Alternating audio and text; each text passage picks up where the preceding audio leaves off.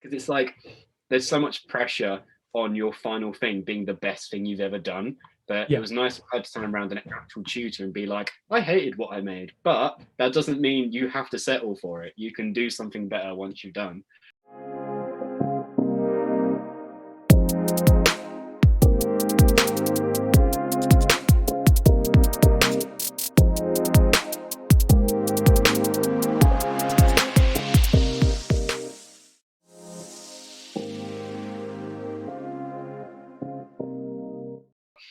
It's annoying when you talk to other people who don't understand what you're paying for when you're like doing, you know, an art piece, because you're just like, it's you know, the same as what you'd pay someone for like what I do. I'd run around, you know, getting people's groceries. Like you want to pay, you know, a person for, you know, taking the time out, because they still got to eat, they still got to live. Yeah. I mean, I was going to say, I spoke to Will a few weeks ago, and he was working on a, well, sorry, we were talking about making, 3D pieces, and Yeah, how he would charge, and it's things that people don't understand or people don't see, because you see the final render, but Will's got to go off to an external render engine place or someone who does the render, and he would need to pay them to render out, the particle effects or the yeah, things that people just sort of look at it and go, oh well, Will's done all that, and he'll do the work, but that's obviously interesting. it's another thing to render it Yeah, and to get it I've out. heard that. So he will charge, but then he'll charge extra on top, but Interesting. not for his own pocket. It's to actually pay the next person to bring it back to him ready to deliver. So it's things that if you don't understand the sort of kind of work that you're paying for, that's when it has to be sort of cleared up, at the very beginning. And that's what he said he's always made very clear with people who have wanted stuff. Yeah, that's really good though, because like some people are a little bit more unclear on you know, their process. Mm, But I think it's good to be clear, and I think I'm super with the small jobs I've done. Like I've tried to be as like transparent with like clients as possible, and be like, yeah, could you pay me like this? Like put down deposit just mm, in case you change your mind and decide to go with somebody else, and I still get paid for the work I did, even if you don't use your final thing. Because yeah, that's fair, isn't it? If right. you like spend hours and literally like days coming up design, yeah, and they're just like, you know what? Like, thank you for the work, but I think I might go with someone else. But, like, at least you still get paid for that. 100%. Um, so it's kind of, yeah. It's also interesting to hear though that it goes to someone else to render it out. I didn't Yeah. think that, but I know he must charge like a fair bit for doing 3D stuff. I Well, actually spoke yeah. to him recently. I think his stuff's all great. Yeah, no, I mean, because it all comes back to that thing of, well, he's obviously done enough research into it to sort of know, right, I want to do this, and he needs to make sure that, like yourself or like anybody, that he doesn't undercharge, because then it's going to soon start costing him money to make work for other people.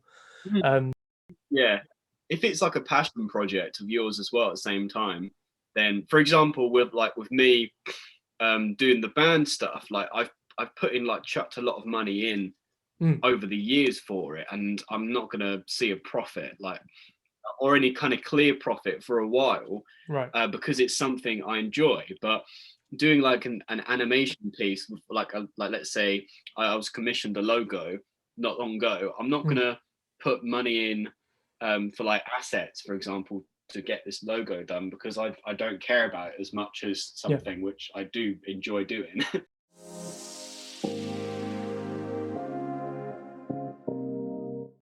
A lot of your stuff, well, from what I've spoken to you about and work that we've made together, music is a very, very clear contender for what leads your sort of work, right? Yeah. It's weird though, because I think music is like really good at inspiring you when you least expect it. Yeah. I'll listen to a piece of music and I'll be like, bam, I can imagine this with it, and I can imagine this certain shot, and like especially doing animation work, Mm, when I listen to a song, I play little like movies, like little music videos in my head.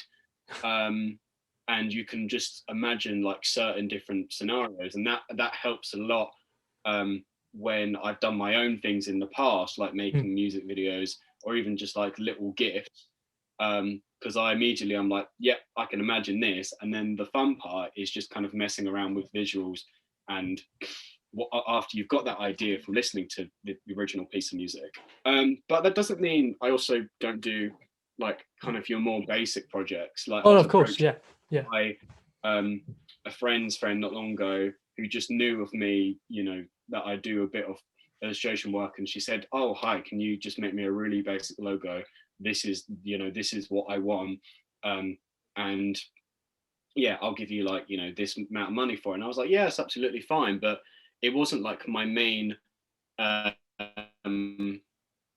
Like I wasn't, because she already had an idea. Like I wasn't kind of like thinking, oh yes, I'm going to get into this, I'm going to do that, I'm going to throw loads of different like textures on it, I'm going Of course. to mess about with it, make some kind of groovy animations for it. I was just like, she just wants a logo and that's it, compared to doing like music videos in the past where I've gone, yeah, why not, why can't techniques or try out some different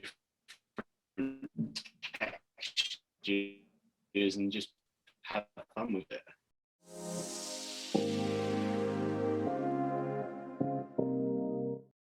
I wanted to talk about uni at the beginning because I didn't actually know too many illustration students in first year or even second year, really.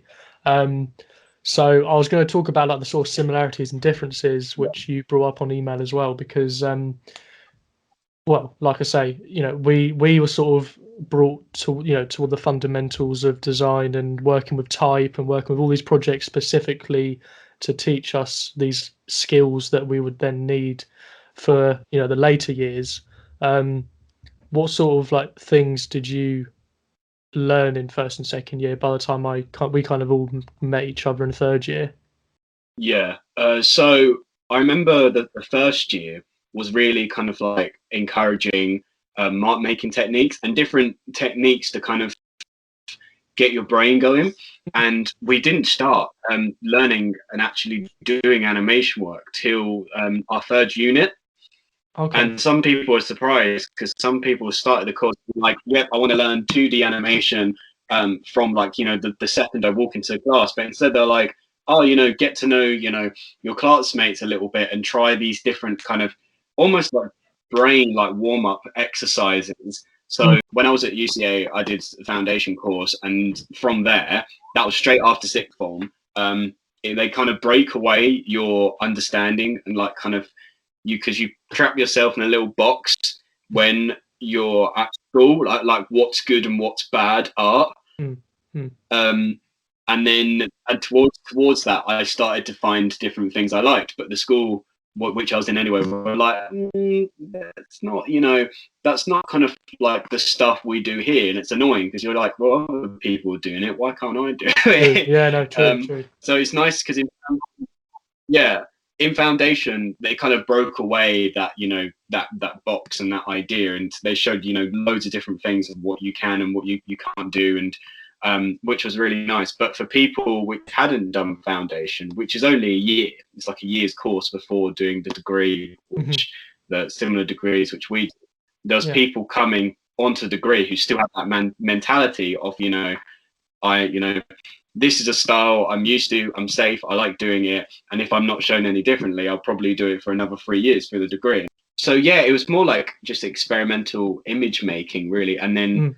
what a lot of illustrators use, like screen printing and lino printing, just different ways of getting your work out there, and then also like digital skills, like basic kind of Photoshop understanding, Yeah.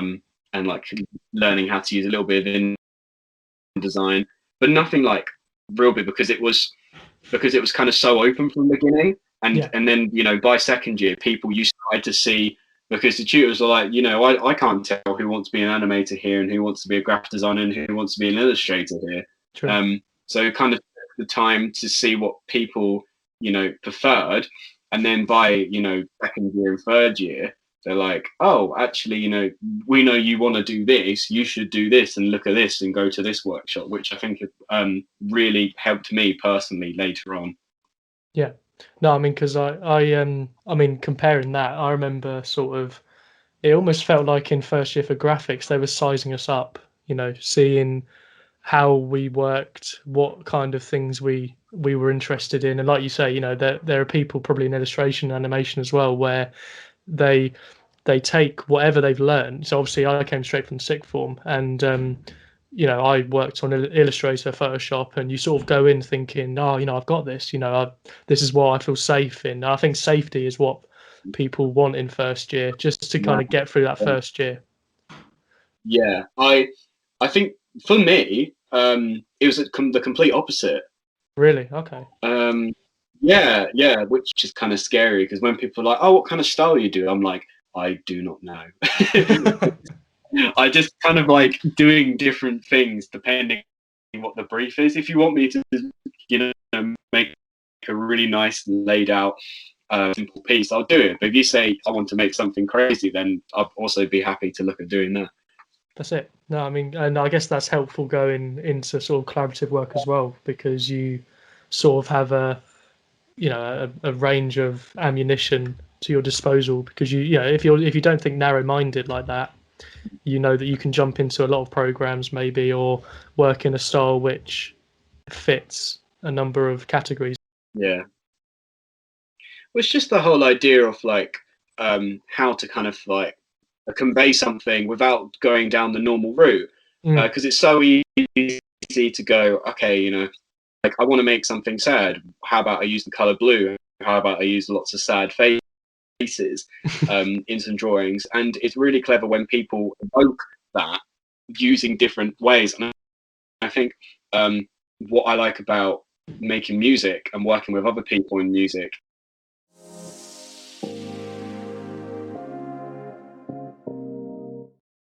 I said that Naz going off to illustration, and him coming home telling us that he's working in groups with people and he's always getting feedback from his work, and it just felt like a completely different environment for you guys.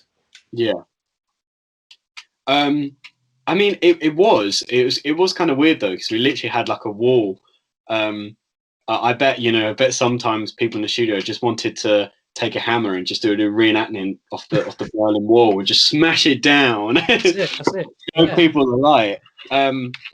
But no, it was kind of nice because we all really kind of knew each other and were bubbly and tried to um, talk to each other a lot. But it wasn't always, people didn't always like working in groups. Some people got on like just by themselves, just kind of doing what they did, and credit to them if they could do it on their own. But I personally found it quite boring if they said to me, okay, you've got a brief, go off, do it now, and come back, 6 weeks Yeah. later.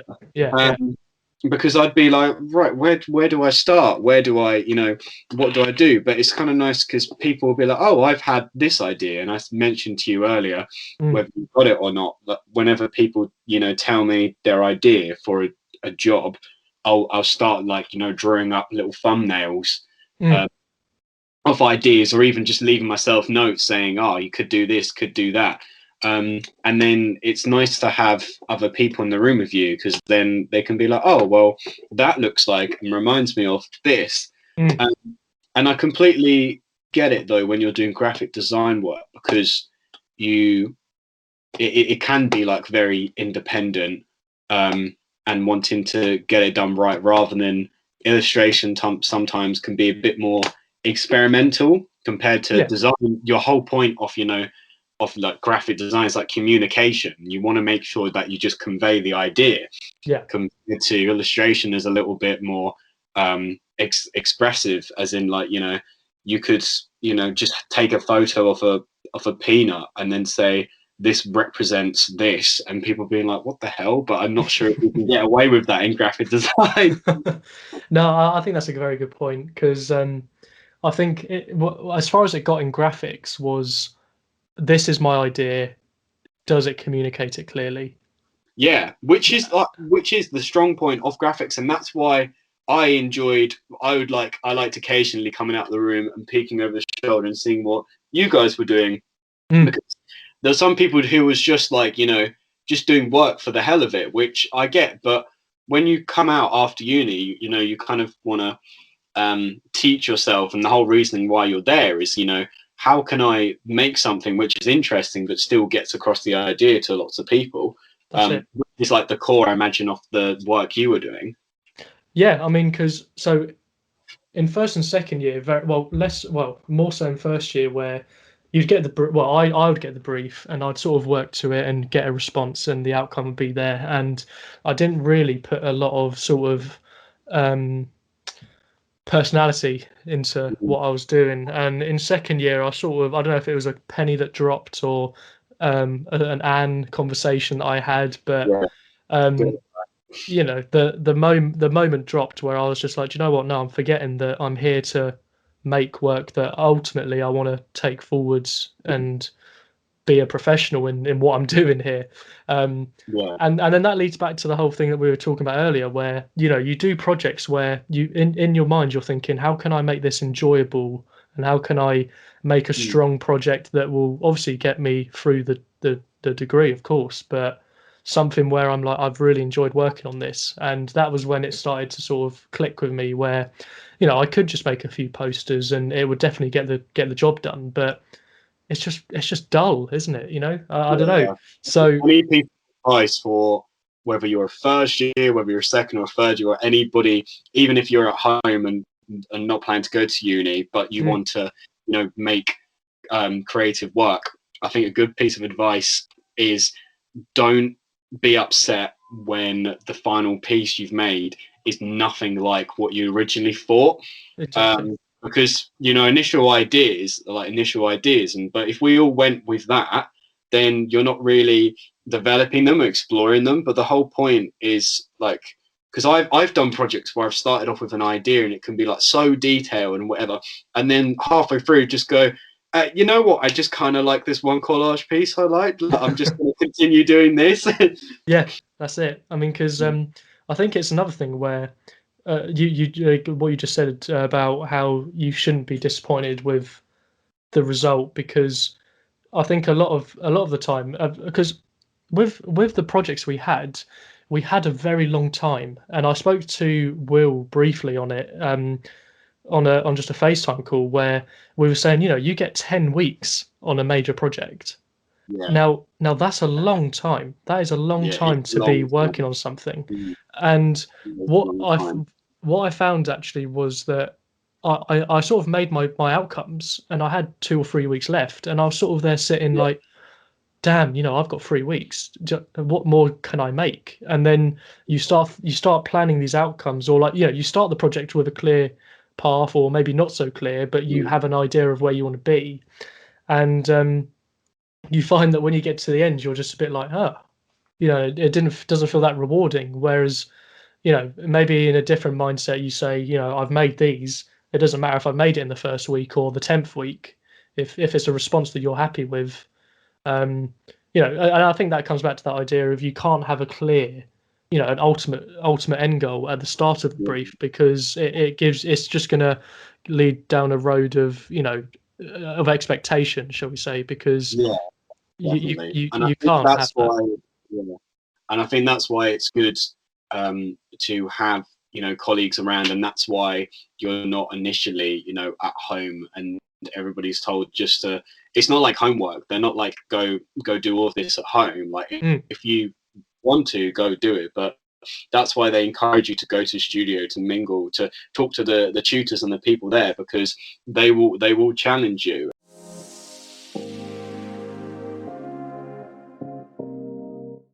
From a group of people who you clearly got on with closely and you could rely on them for feedback, when you got to your final project and you had to work at home because of COVID, how much, you know, did your routine change or did your mindset change? How did you sort of like rely on feedback from that? Mm.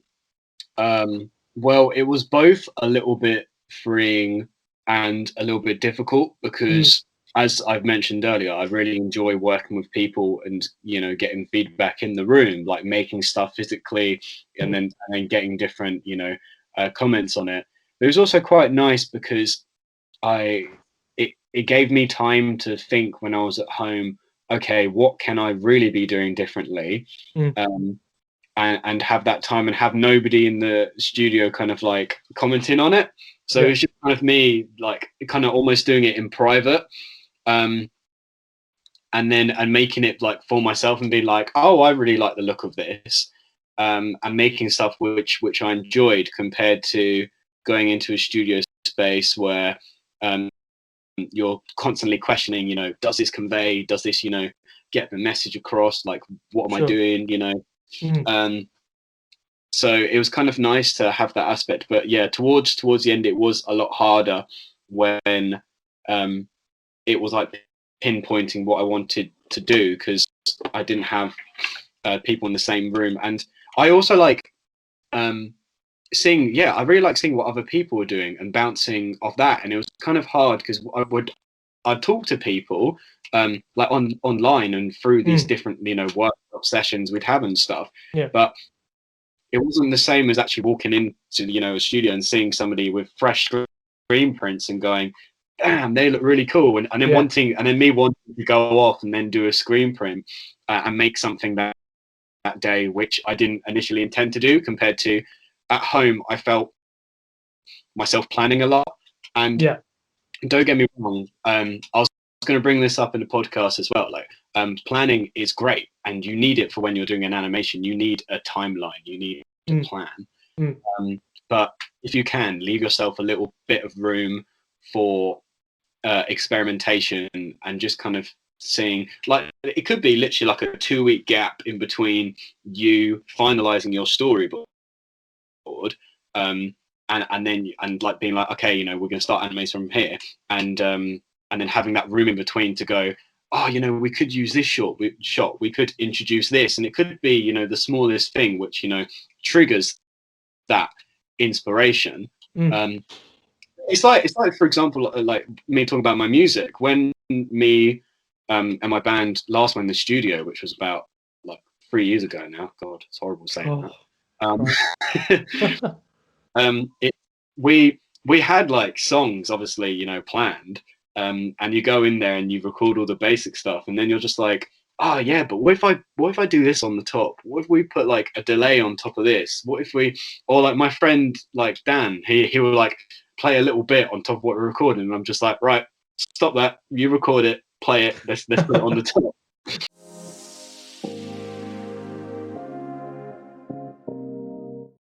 When you make your outcomes, obviously, especially obviously we'll move on from uni soon, but when you make your outcomes, I know that obviously when we were in graphics, Keith would always sort of go, "Oh, right, make it move, just make it move," you know.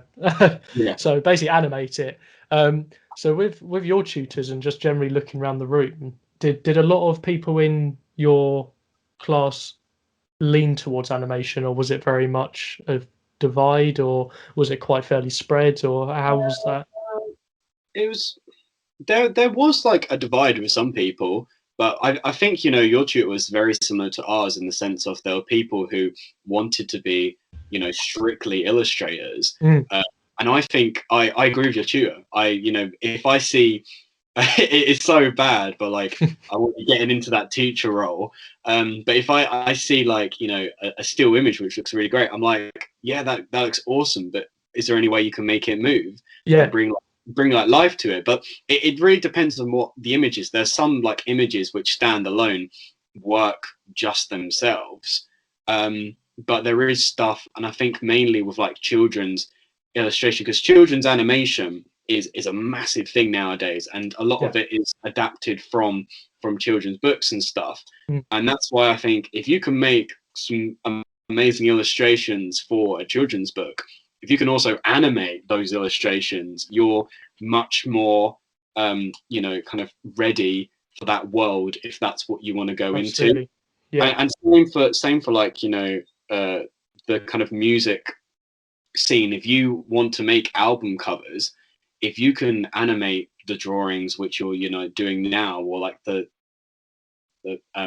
pieces, then that, you know, could work for not just music videos, but that could work for like an, you an advertisement on Instagram. Yeah. And these are like little things which you don't immediately think of. Like when you go and, start something, you're like, right, I want to make music videos, I want to make this, I want to make that. And you've got to kind of slow it down and be like, right, I'll focus on this one thing. And then if I can make that move afterwards, then it might have the potential of turning into something else. Yeah, no, that's absolutely right. I mean, so linking to that, do you so obviously when you do client work now, Mhm. do you find yourself going to them being like, I've made this for you, this is great, but shall we make it move? Or is it, do the clients tell you, oh, can you Yeah, make this move? How does that work? Or do you just sort of yeah. let the client decide that? So it's a bit of both, really. Mm, Um, Sometimes with a piece, I will just stick to just getting it done right. And if it looks good as a poster, then leave it there. mm, And then other times I have made like digital collages, and people go, "That's really cool!" Like, especially like because I've been working with this person called Ellie. mm, Um, like you can link her Instagram. She does really great digital collages, which almost yeah, like paper collages. And she reached out to me to say, "Hi, could you like animate this?" And I was like, "Yeah, that's fine." And I think that is like opened up for both of us some really good opportunities, because her work works so well in a moving style. Like it works for for like a still picture book style, but it mm, also works really well with literally just a little bit of movement. And yeah, yeah, I think if you make, what's great as well is if you make, I'm annoyed I didn't find this out sooner, and I swear I've had friends which were telling me about this ages ago, and I just went, no, you know what, I'm just going to hand draw everything instead. But I had friends who were like, yeah, but you can draw stuff, and then if you put it into After Effects, you could make components for it to move. That's really wise information, because I think I've got friends who like make great drawings, and I can see myself taking little components and making them move a little bit, and it just makes something, bring it to life that you yeah. wouldn't normally scroll past if you see it on social media or something.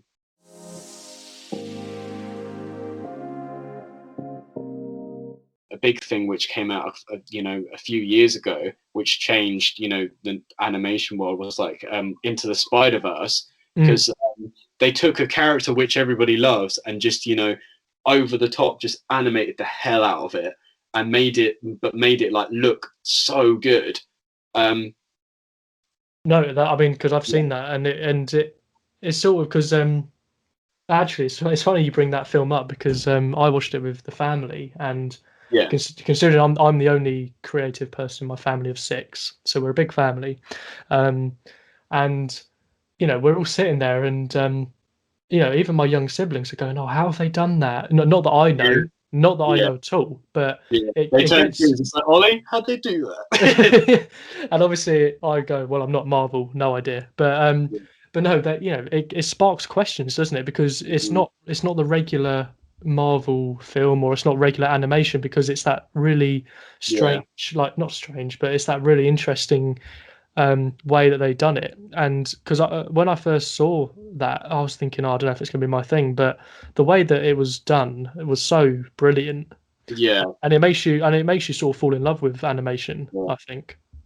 Yeah, so I watched a couple of videos on it, and I'm the same with a lot of animations, and it seems really nerdy when I'm watching a film with my friends or my family, Mm. and I point it out and I go, "Oh, that was a nice transition." I'll go, "Oh, that must have taken ages to draw," and they're just like, "Shut up! I'm trying to watch the film."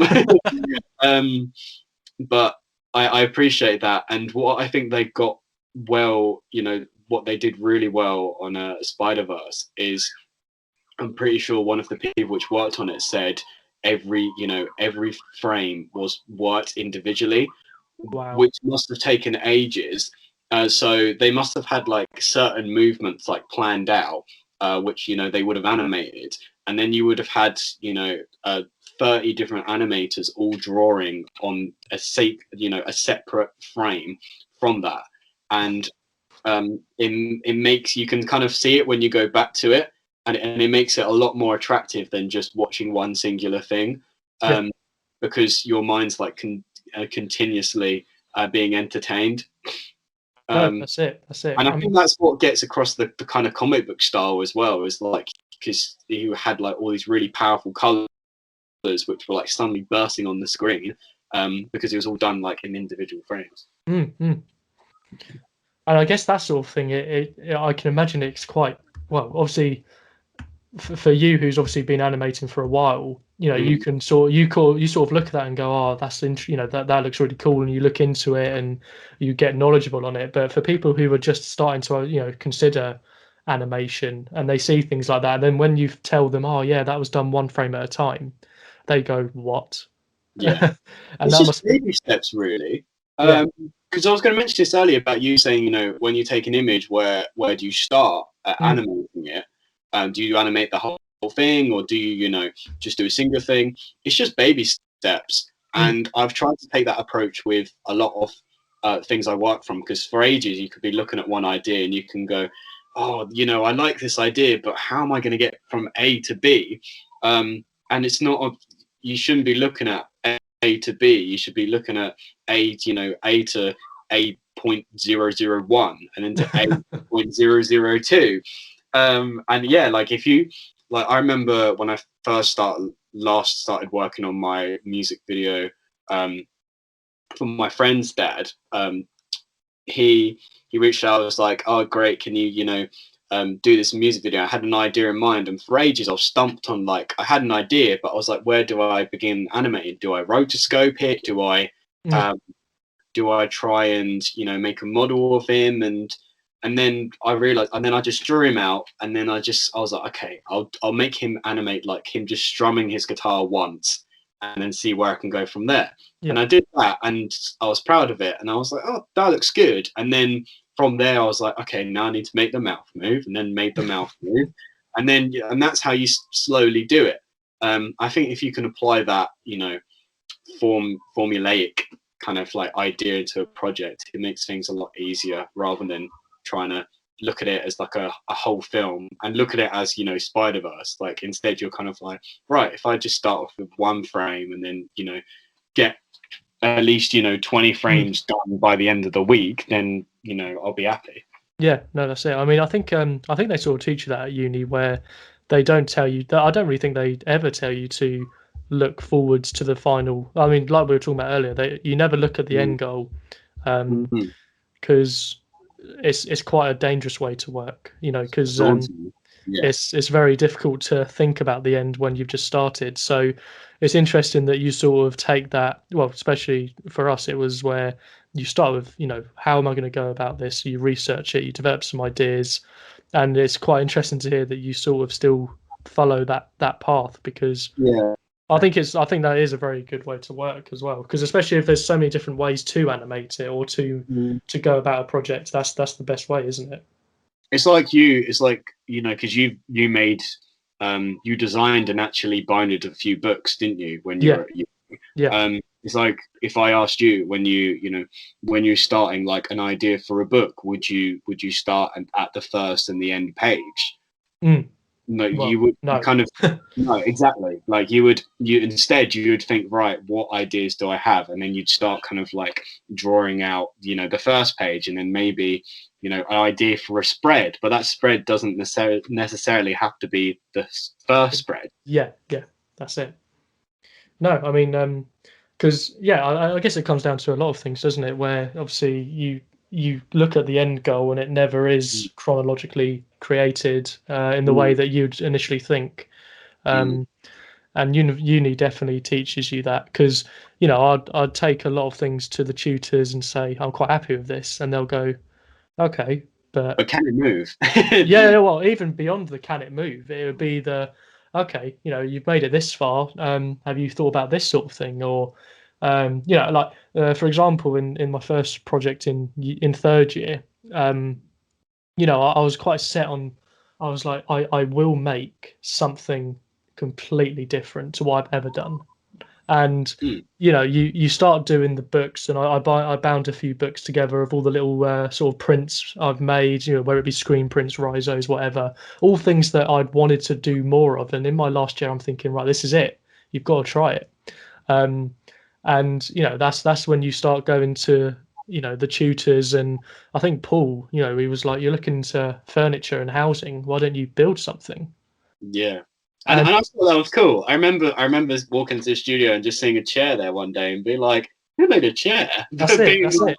I that's mean, cool. because not once did I ever think, I was like, not once did I think I'd go into a graphic degree and go, yeah, by the end I'm gonna be in the woodwork shop for 4 weeks making this. Yeah. um, but like, it comes back to that whole thing of what we said earlier about conveying, or communicating something, where Mm. everyone was like, oh, can I sit on it, can I sit on it? And I'd be like, yeah, I mean, be my guest. And then they sit on it and go, I oh mean, my god, this is yeah. so uncomfortable. And I'm like, ah, that's the point, you see. And Yeah. it shows that, again, leading back to your thing about, you got to kind of look at a project open-endedly almost at the beginning and go, you know that you can make this specific outcome. That's the easy bit. Why don't you try looking beyond that Yeah. and I push think yourself? that's a really good thing to have. Like, so I've done like a couple of digital music videos Mm, and last year, which I was so happy I got them opportunities. And it was kind of hard for me to be able to go out and into a studio space and make anything. So I kind of worked with what I had. mm, Um, but now, like, I've done that, I'm starting to think more, I want my next project to be stop motion. right. And I've done stop motion in the past, but it's never something which I've like completely Delve dedicated into. myself Yeah, to. yeah. Because I've always liked doing a little bit. I've really loved printmaking, and I really love 2D animation. So I did a lot of, like, hand drawn animations and a bunch of like different kind of printmaking. And now, you know um, I don't have any specific deadlines. I like the idea of kind of like playing about and being like, right, what if I design this character, and what if I design this set? And now Mm, and now I think what's nice is now I know a lot of the, like, cheat codes to making something. I can use them to my advantage. So I'm like, right, maybe instead of spending ages trying to um, animate this person in the background as stop motion, I could just make a 3D set and then green screen it. yeah, yeah. That's it. I mean, and that sort of leads on to another question where there's got to be steps in animation where there's ways and this is what I found in my job as well, where there's always a way to do something, but there's a way you do it and there'll be 10 other ways. Mm, um, and not and there may be ways to do it which would be faster, they might not be as strong, but 9 times out of 10 there's ways to do a project in the way that you want to do it. And there will be a way that someone else does it that would lead to the same thing, right, in mm, animation. So again, it's all coming back to that idea that if you're animating, and what I found is that you've got to try things out that you might not initially straight away go to. And it comes back to that idea of comfort again. You could be comfortable doing it for a long time, but if someone comes to you and they want something specific, that's when you'd probably regret that time where you've got little deadlines coming up, or you've got free time to maybe take a week or two out and be like, right, I'm going to try my best to look into this now. Because mm. and that's even beyond animation. You can't stop learning Yeah, things within your sector, because yeah, it might just pay the bills for 1 month if you learn yeah. it. I So think I think you shouldn't be ashamed of like what you're good at, and I don't mm, think you need to continuously be experimenting, because then mm, you'll if you experiment like all the time, with like a client especially, then you're going to find it hard to struggle and focus on to one thing. So I think if you've got a true. strong idea with a client, stick to that and go for it. But if you're right in saying, if you've got like 2 weeks to just kind of like you mess about, and which might even lead to creating something different for another brief, I think you Mm, should go for it and totally do it. And that's why last year despite, you know, it being terrible being like locked inside, it was also good because people, like loads of people I know, including yourself, were like, how about I try 3D like That's model? it. Yeah. And everybody made these like, you know, beautiful models, which they probably would have never got the chance to, the time to, Yeah. if we were still working on our final project. Well, that's it. Because I mean, even back at uni, like you're tempted to try these things, whether it be different ways to make prints, or like you said earlier, where you'd see a nice screen print and it makes you just want to run to the screen printing workshop. Um, so, and again, like that leads back to that thing of you miss that in the studio because you see people making all these different things. You're like, how did you do that? Yeah. And I Yeah. found, and I found that obviously when we were in lockdown, um, I knew a lot of people who were delving into 3D, and it just looked like something which, if you could learn that, it could be very valuable to your ammunition, obviously. But it just looked like Definitely. a bit of fun as well. Like before Yeah. I landed a job in the summer, I'm going, look, I've got nothing to lose, nothing to gain. So sorry, nothing to lose, but everything to gain if I learn this. Yeah. So it does not hurt at all. Like taking a few months. Well, obviously I could afford that because I was lucky to be at home, and whilst I was job hunting, I could go out of my own way and do that. Um, so it's definitely worthwhile. A lot, people trying something new like Yeah. that.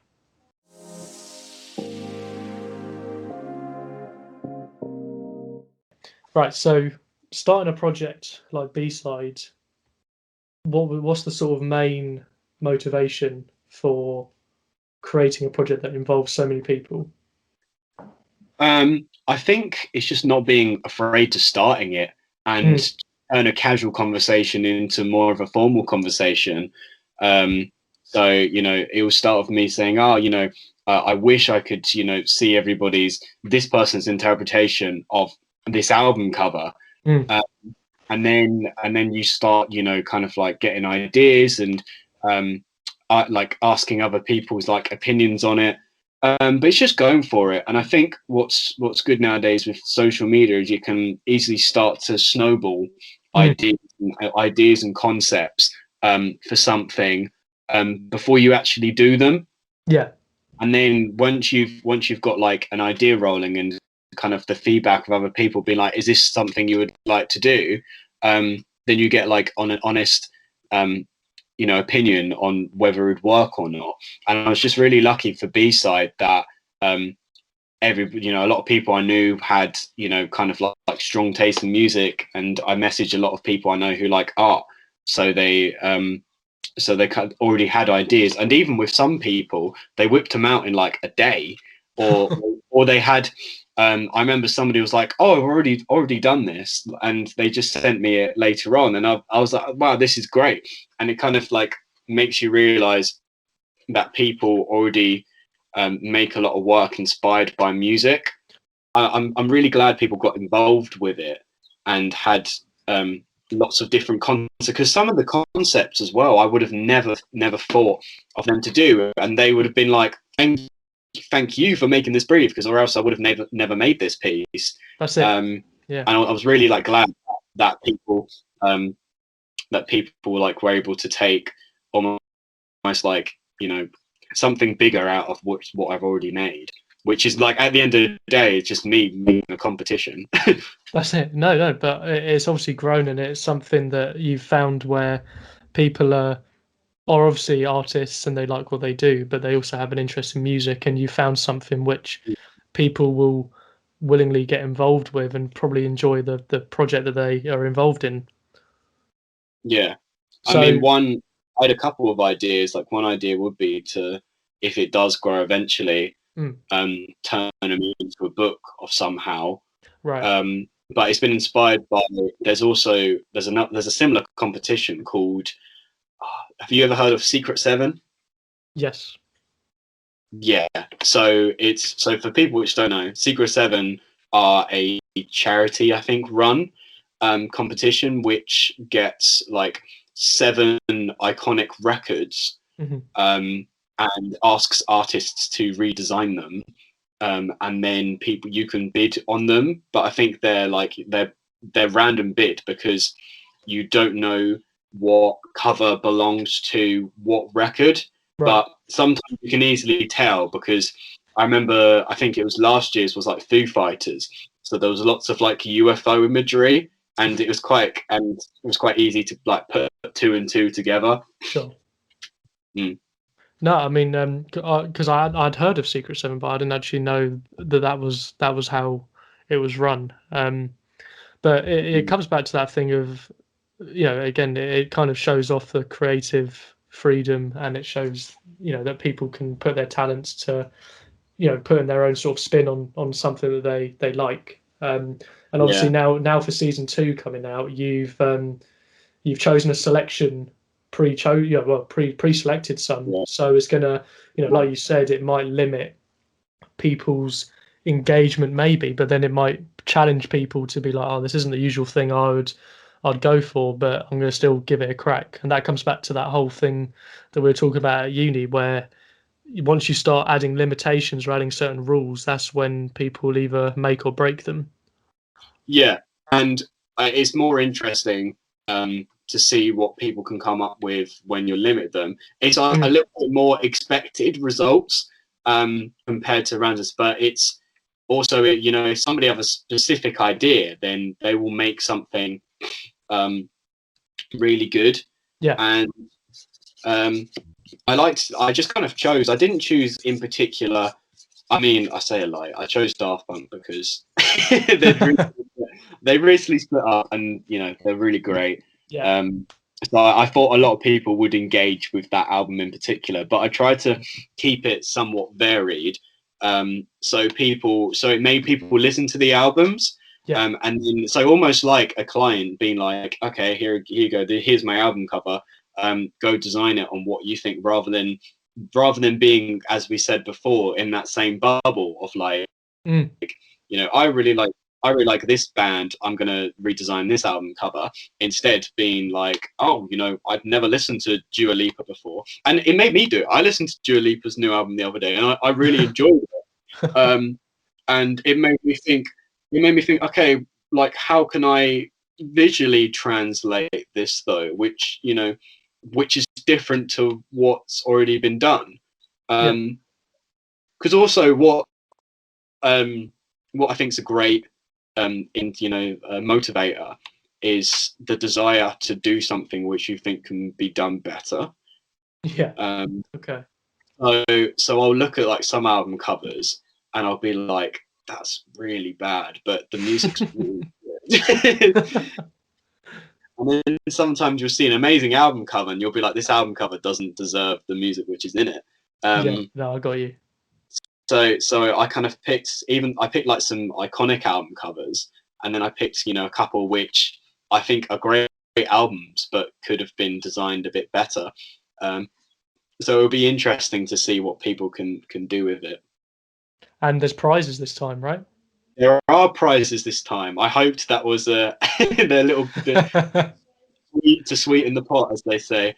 Yeah, because I liked that lots of people got involved last time, and I just thought, kind of like a little bit of taking away, also giving at the same time. So I'm Yeah. like, right, okay, I'm taking away, you being able to do all this stuff, but instead, if you do a good job in something which is a little bit tougher, I have something, and it's all just a bit of fun, really. Just as long as you keep making it fun.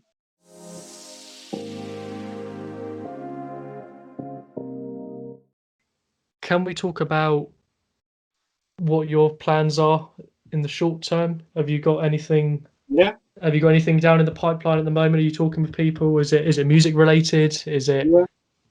I've uh, I've actually signed a massive record deal. We've got millions coming in. perfect? No, that's good to hear. I've caught you before you're busy. Then that's good. Yeah, yeah. I mean, I'm going off to Hollywood next week, so Well, look uh, at that. no, no, it's kind of relaxed. But what I'm nice is I'm not throwing too much on at the moment. I'm just Mm, trying to pace myself, and I think it's always good to give yourself time to pace yourself so you can make your best work. mhm, yeah. and to know things take like a lot longer, because so I've been working on like an album cover and the packaging for since the end of last year. Yeah. And it's nice because it's not been rushed. Yeah. So I've actually, continued to make something. Like I've shown you a little bit of it. Yeah. Yeah. It's kind of nice because I made something which I didn't initially, like what we talked about beforehand, didn't initially envision, but it was a lot better than what I did think it would look like. Yeah. No, that's it. But yeah, I've got, another music video lined up with somebody I worked with last year as well, which is really exciting. Yeah. And which hopefully I might be able to do some stop motion on. I'm doing some music stuff with my band, which is exciting. So Perfect. I guess you can all start meeting up again, right? Because yeah. COVID's not as bad now, so it's just exciting times in that sense because, like you said, you haven't been in the studio with them. Did you say for 3 years? Yeah, no, we haven't recorded anything in 3 years. Wow. Yeah. So there's definitely something incoming, hopefully within the year. Yeah, definitely. For you guys. Obviously, short term, you've got projects flowing. Have you thought about anything long term yet, or is it just sort of keep developing, keep getting these projects in, and going at it like that? Really? Well, I mean, the long term is I'm studying a teacher's Of course, a teacher's yeah, course this year. So I imagine I'll hopefully be a teacher in the future, yeah, and I'm looking forward to, even though I'm still quite young myself, like seeing younger people and taking all the information which I've learned from uni and the little bit which I've learned outside of uni, and kind of like showing them how to kind of like the different paths they can take, because I'm hopefully heading towards like secondary school, which is at like a tough time, because when you're primary, like you kind of you can have like kind of lay the seeds of what people want to do when they grow up. But when I've kind of focused on secondary because I want to be able to talk to somebody and say, okay, what are you interested in? And they go, well, I want to do this, I want to do that within art, and show them that there's more out there than just the basic, painting landscapes or painting portraits. So it'd be nice to kind of like start seeing that, and maybe bring in like, because I like putting on a few workshops as well, and like my projects like B-side, like even bringing that into a classroom would be quite rewarding to do in the future. And then also like outside of teaching, just more open collaborative projects really. That's like it. I know a friend also called Will, who makes these really great DIY like festivals and workshops and projects and stuff, which he's hoping to plan for next year. So it'd be nice to get get involved with that and become part of that, and just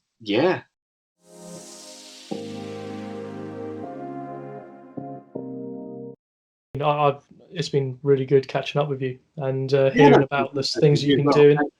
Yeah, thank you for having me on the podcast. No, it's no problem at all. I mean, good luck with B-side and everything, and I hope that the projects, well, I hope the album that you showed me goes well as well, and I hope he likes that. Yeah. So, no, thank you. Cheers. Thanks, Ollie.